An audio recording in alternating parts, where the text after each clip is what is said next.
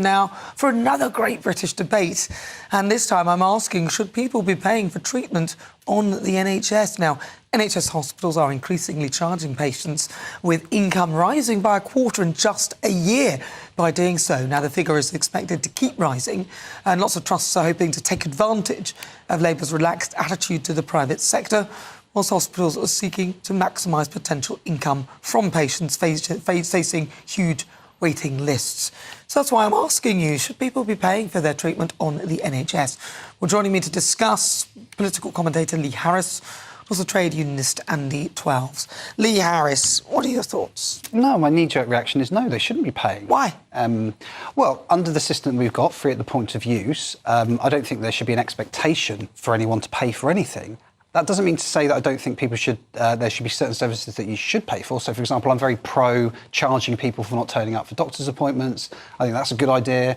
I don't think that it's, but I just think that it should always remain free at the point of use, and that should, whether you're a Conservative or you're on the left, I think that should remain untouched. But I am very pro looking at the system as a whole, and not treating the NHS like some sort of religion that shall not be criticised.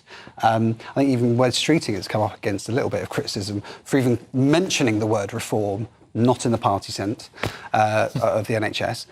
It just seems that if anyone dares mention anything about changing the NHS, everyone just has a complete meltdown. I don't know, I think those days are gone now. Andy Twelves. I don't think that people should be paying for the NHS. No, I think you pay it in your taxes free at the point of use, and I strongly believe in that principle. It was founded by the Labour Party. It's been, continued through by Labour governments, Tory governments, coalition governments, and I don't think it'll be a Labour government that should end that. But they're saying certain elements. So if you were listening to the interview that we had with Renee, I was listening. She was basically saying, so certain things that you could argue maybe people should pay for them themselves.